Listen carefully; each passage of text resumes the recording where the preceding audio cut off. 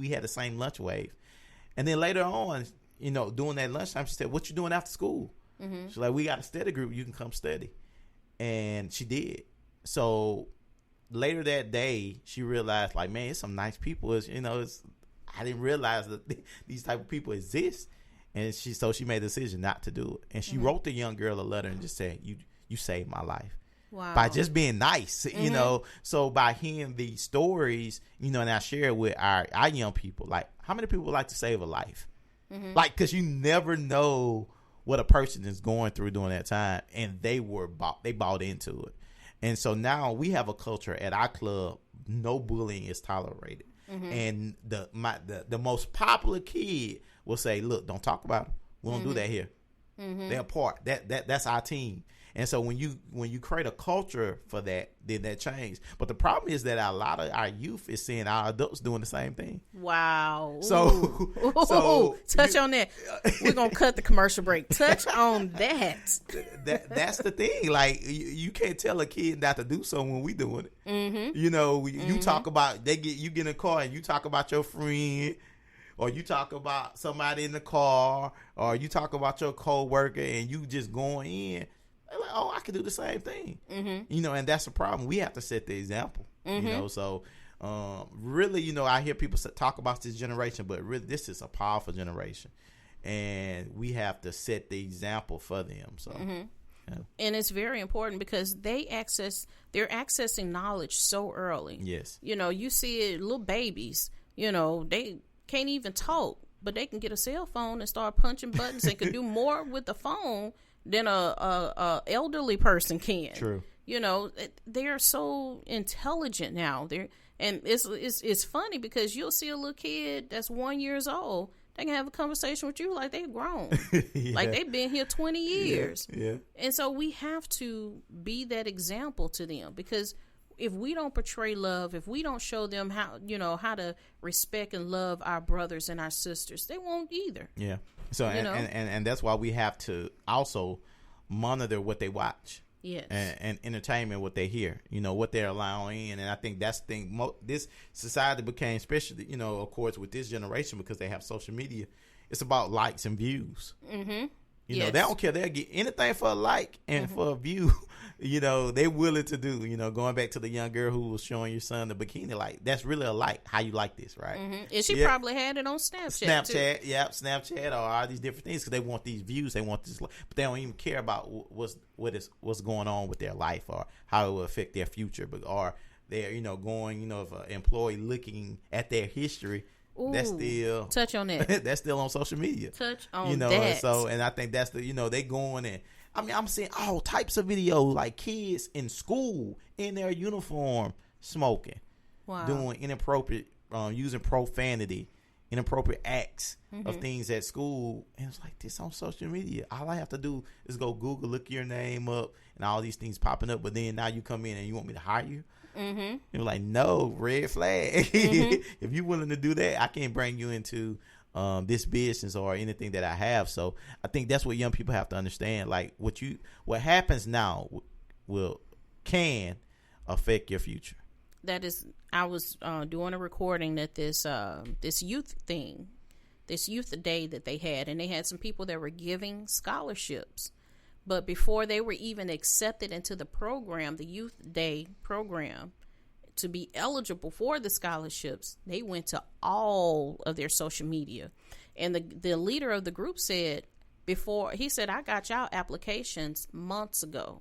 And I purposely opened registration, several months in advance, because I was watching every last one of y'all social media and what y'all was posting. Wow. And they was like, what? And he was like, yeah. And a lot of y'all that was posting stuff that was just terrible. He said some of y'all didn't get in. He said, and definitely not. And even the lady who gave the scholarship said, yeah, we was watching y'all social media too. And we've had to really go back to the drawing board a couple of times, because we were like, yeah, they do good in school. Yeah, they involved in the community.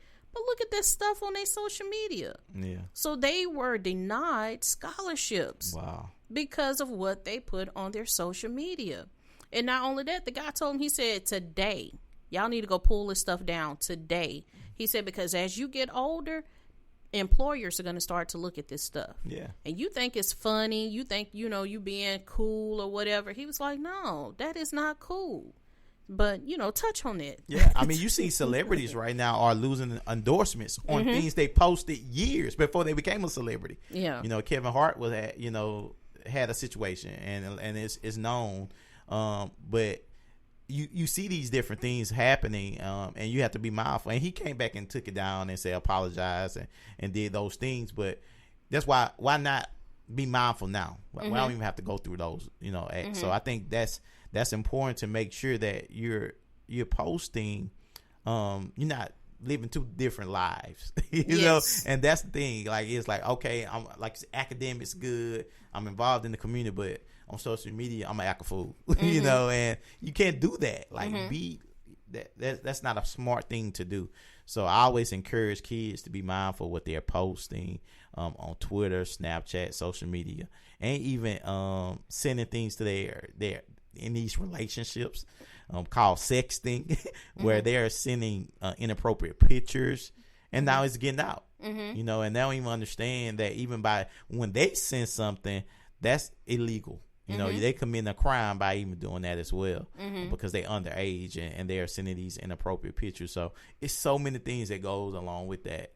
So we actually brought the DA in to speak to our youth, so they had an understanding about posting things on social media and how it could be used against them. So, like I said, educating our kids is a must.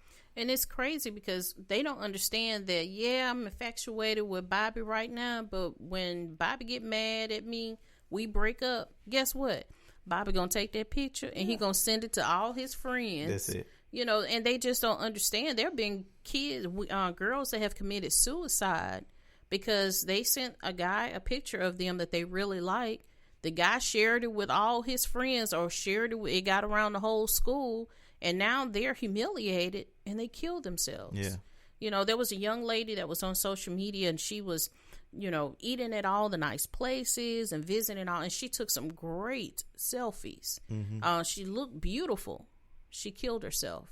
Why? Because she was so enthralled with trying to get likes that she was empty on the inside. Wow. And people didn't know it. Yeah. They just assumed that because she had a great following on social media and she was seen to be doing a whole lot and she was beautiful, that she had it all together. Everything was great.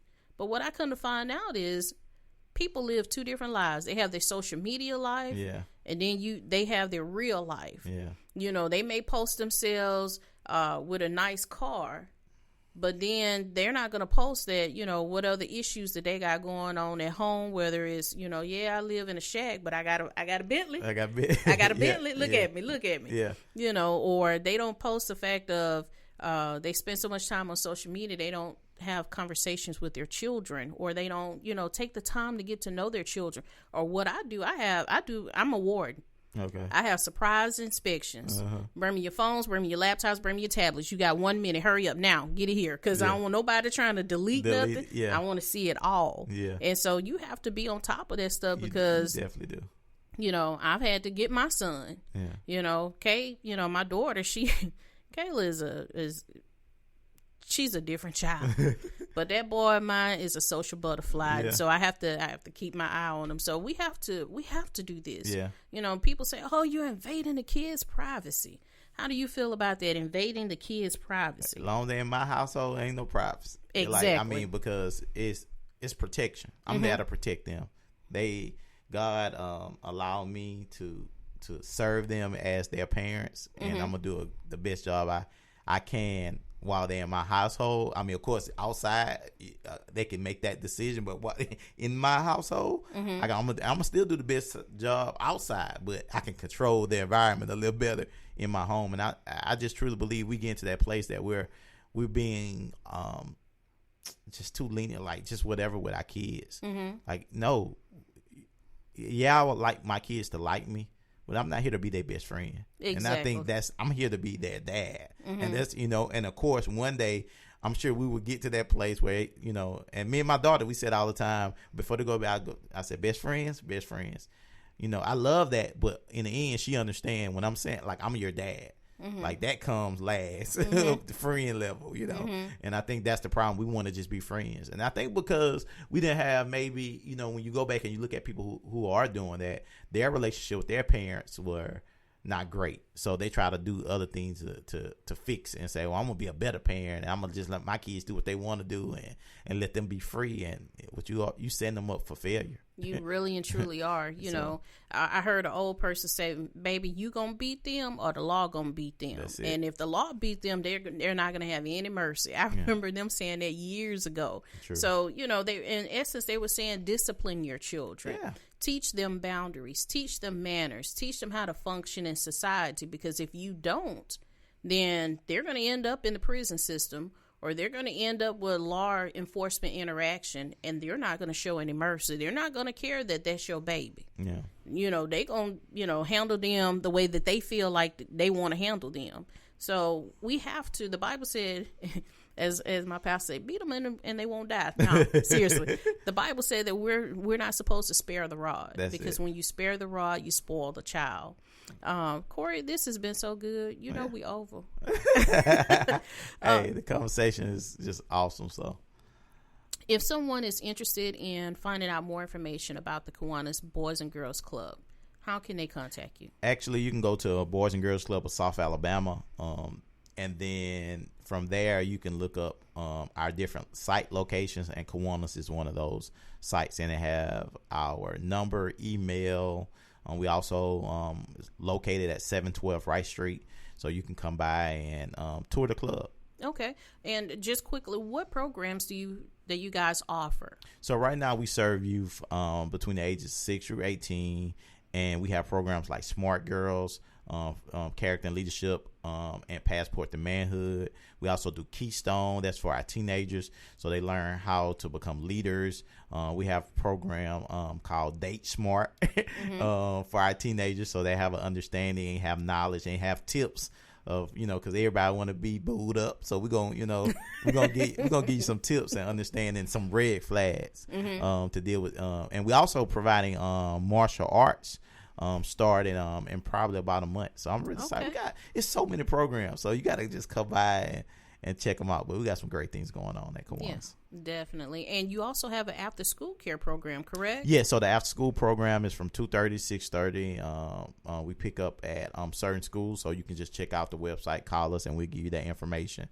But it's a great program, and kids, truly, it's a safe, fun learning environment where they're having an awesome time. And Cory is like I say, he's a phenomenal mentor. He worked in the school system for a number of years. He started mentorship programs when he was in the school system. He's a youth pastor. He's constantly working with the youth, and so he's a great role model for you guys to entrust your children to. So until the next time, this has been the Color Outside the Box podcast. I'm your hostess, Princess Miller, and next week, Cory's coming back. We got one more show, y'all. Stick around. Color Outside the Box is a podcast series that focuses on creating a better you. Whether it's advice about family, relationships, raising children in this technological world, marriage, or careers, we seek to find the answers to help you live your best life. So start your Monday morning off right with me, your hostess with the mostest, Princess Miller, on Color Outside the Box right here on iTunes and everywhere podcasts can be heard.